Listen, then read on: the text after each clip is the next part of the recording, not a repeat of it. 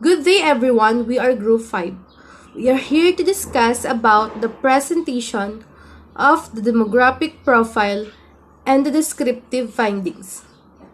After studying this chapter, the student should be able to learn how to present the demographic profile of respondents and know the method of presenting the descriptive research, findings, preferences, ranking, and level of perception. When presenting the output of descriptive research, it normally starts with the presentation of the respondent's demographic profile and then followed by the major findings of the study. To give context to the reader, the presentation is preceded with some discussion on how the data were gathered and the supporting activities that resulted in the successful data gathering. When presenting, start with a descriptive discussion before the frequency table or pie chart is presented. Present the following data in a tabular form. So, andito yung example ng pagsulat ng paggawa ng isang tabular form. Kailangan natin makuha yung frequency and percent at saka yung malaman natin yung total ng ating respondents. After the table is generated. So, the first one is the example is the male respondents 24 or 52.2% comprise the majority, while the female respondents 22 or 47.8 come close. See table below. So, nakikita natin na mas maraming lalaking respondents kaysa sa babae. For age naman, as far as age is concerned, there are more respondents under the age range of 26 to 29 years old. 15 respondents are 32.6%, followed by 22 to 25 years old or 13 respondents or 28.3%, and for 18 to 21 years old, 10 respondents or 21.7%, and for 30 years old and above, 8 or 17.4% respectively. So, ang highest respondents nila is nasa age ng 26 to 29 years old. Next is as regards of the civil status of respondents, they are mostly single, 35 or 76.1%. The married respondents are 11 respondents or 23.9% or less than half the female respondent. See on the table. So, makikita natin na mas marami silang respondent na single kaysa sa married. Next, in terms of years of service, 15 respondents or 32.6 serve less than a year, followed by 14 respondents or 30.5% who serve 1 to 3 years, or for 10 respondents or 21.7% who serve 3 to 5 years, and 7 respondents or 12.2% who serve more than 5 years respectively. So, ang pinaka nilang respondents according to service is less than 1 year. So, si tabular form is nakakatulong sa paggawa ng research para malaman ang paggawa or malaman ng maayos yung bilang ng ating respondents. So what is factor analysis? Factor analysis is a very powerful tool used in research to compress data gathered in the research. Pag sinabi nating factor analysis kasi, yung mga variable or data na nakukuha natin sa research is kinocompress siya into smaller section called factors para mas madali siyang i-handle when analyzing the data.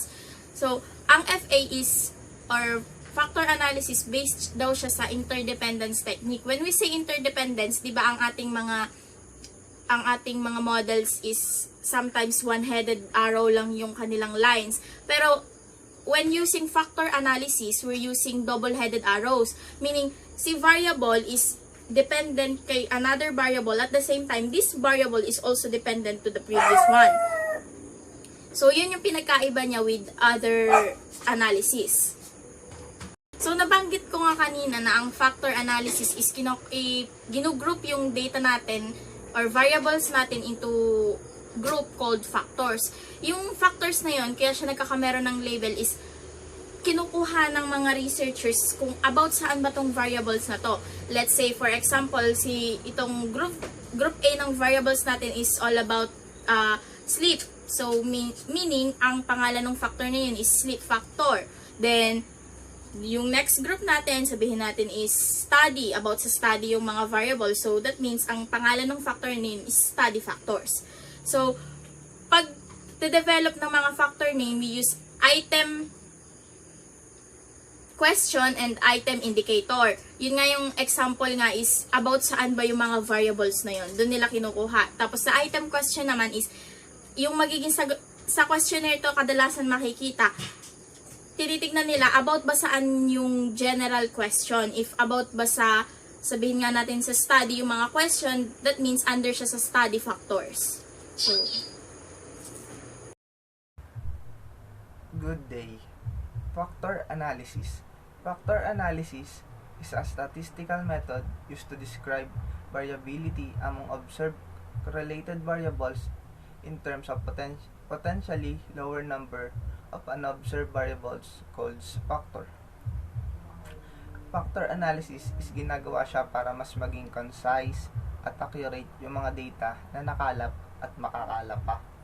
For example, it is possible that the variation in 6 observed variables mainly reflect the variation in 2 unobserved underlying variables. Factor search for such joint variation in response to unobserved latent variables. The observed variables are modeled as linear combinations of potential factors. The next slide is measure of sampling adequacy, MSA, through Kaiser-Meyer-Alkin, KMO. Test and Bartlett's test of sphericity. KMO measures the sampling adequacy. It should be greater than 0.50 for a satisfactory factor analysis to proceed. The measure can be interpreted with the following guidelines. 0.90 or above, marvelous. 0.80 or above, meritorious. 0.70 or above, middling. 0.60 or above, mediocre. 0.50 or above, miserable, and 0.50 below, unacceptable. For the Bartlett test, it should be significant 0.05 or lesser to make the factor analysis reliable. KMO and Bartlett tests are important. First, EFA test to see whether the data are fit for factor analysis. Ibig pong sabihin, MSA through Kaiser-Meyer-Alkin, dapat daw yung resulta na lalabas according dun sa data na nakuha ay mas mataas at least 50% para masabing acceptable at effective yung factor analysis na ginawa. May level din kung paano i-describe ang resulta ng nasabing sampling adequacy. Kapag nasa 90% or pataas, masasabing sobrang okay ng resulta. 80% naman katanggap-tanggap pa din ang resulta. 70% sapat na, 60% naman ay tama lang, 50% above miserable na, at below 50% naman ay hindi nakatanggap-tanggap. And the third is total variance explained. The cumulative variance explained should be 60% or higher to make it valid and reliable. The cumulative variance for the annotated extraction sums of squared loadings and the rotation sums of squared loadings have the same final value. However, for this study, the latter is the one being applied for easy interpretation. Dapat sa mga variance na makalap, dapat ang pinaka-resulta ay above 60% para masabi nating magiging valid at reliable yung ating datang kinalap. And here is the example. The first picture. The leftmost section of this table shows the variance explained by the initial solution. Only 3 factors in the initial solution have engine values greater than 1. Together, they account for almost 65% of the variability in the original variables. These suggestions that the 3 latent influences are associated with service usage, but there remains room for a lot of unexplained variation. The second picture.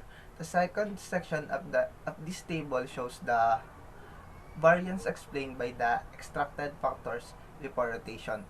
The cumulative variability explained by these 3 factors in the extracted solution is about 55%. A difference of 10% from the initial solution, thus about 10% of the variation explained by the initial solution is lost due to latent factors unique to the original variables and variability that simply cannot be explained by the factor model. And the S picture is the rightmost section of this table, shows the variance explained by the extracted factors after rotations. The rotated factor models make some small adjustments to factors 1 and 2, but the factor 3 is left virtually unchanged. Communalities of variables. Burns and Burns 2008 stated, each observed variable's communality is the proportion of variance in that variable that can be explained with the common factors. It is calculated by summing the squared factor loadings for each variable. Community below 0.50 is interpreted as failing to explain the other variables. A communality of below 0.50 is a candidate for deletion. However, if it falls below 0.50 but not below 0.40, it is the researcher's discretion not to delete if it has a significant factor loading, and there is a theoretical support regarding its importance in the study. If it is below 0.40, delete it, and then run again the factor analysis. Number 4 is scree plot. The scree plot is a graphical presentation of the factors as they are shown based on their eigenvalue. Ideally, for a factor to be considered significant, it should have eigenvalue of greater than 1. Below eigenvalue of 1, the factors are not considered anymore in the analysis. Normally, the scree plot will show a steep first factor and the remaining factors will drop drastically down to eigenvalue 1, called the elbow of scree plot, as it looks like an elbow, and gradually goes further down below eigenvalue 1 to the last factor. The scree plot normally depicts the distributions of unrotated factors. When the factors are rotated, the high eigenvalue of the first factor will be shared to the other factors, thus tapering its height. And the last one is the unrotated or rotated factor loadings. The researchers can opt for unrotated factor loading when interpreting it. However, based on the advice of statisticians and researchers, it is better to rotate as it would make the interpretation easier. In general, the favorite rotation technique is orthogonal. If the researcher is using SPSS, the favorite orthogonal rotation is Barry-Max. Rotations that assume the factors are not correlated are called orthogonal rotations. Barry-Max rotation is a statistical technique used at one level of factor analysis as an attempt to clarify the relationship among factors. In other words, the Barry-Max rotation simplifies the loadings of items by removing the middle ground and more specifically identifying the factor upon which data load. Steps in processing factor analysis. Number 1. On the SPSS interface, click Analyze, then Dimension Reduction, then Factor, and shows Factor Analysis dialog box. Number 2. Enter all variables or scales into the variables box. Number 3. Then press the descriptive button. Number 4. Take statistic or initial solution and correlation matrix or coefficient, significance level, determinant, KMO, and Bartlett's test of sphericity, or you can pick them if you want to see all the results.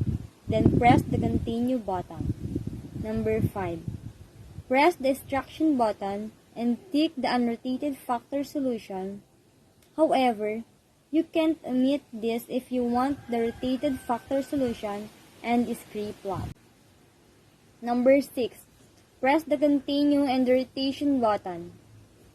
Tick Varimax or none is the default. Tick the rotated solution and loading plot. Note that the maximum iterations for convergence is 25 or default.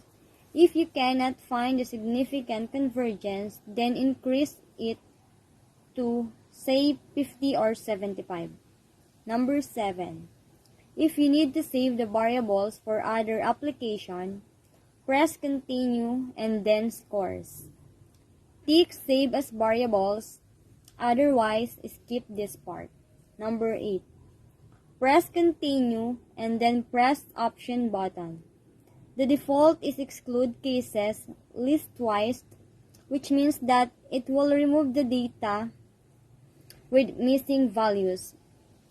If you want the data with missing values to be replaced with means values, tick replace with min. Tick sorted by size or so that the variables will be arranged from greatest to least values. Tick suppress small coefficient and enter the value of significant factor, loading based on sample size. Number 9. When everything is included, you can press the OK button to start factor analysis processing.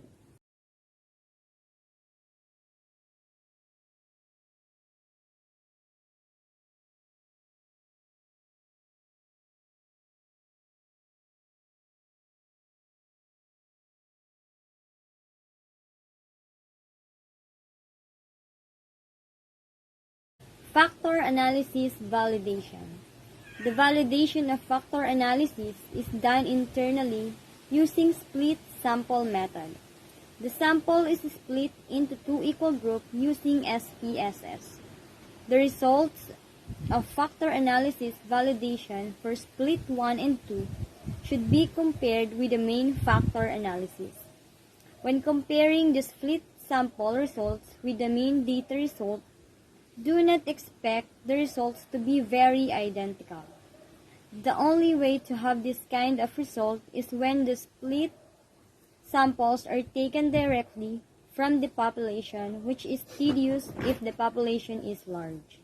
So, meaning to say, ito ay ginagawa gamit ang split sample method na kung saan ay nahahati sa dalawa. Ang resulta ng validation ng factor analysis para sa split 1 and 2 ay kinukumpara sa pangunahing factor analysis. Then kapag daw na-compare mo na, ay huwag ka daw mag-expect na ang mga resulta ay magkaparehas kasi ang tanging paraan lang daw para magkaroon ng ganung resulta is when the split samples are taken directly from the population, which is tedious if the population is large. That's all. Thank you.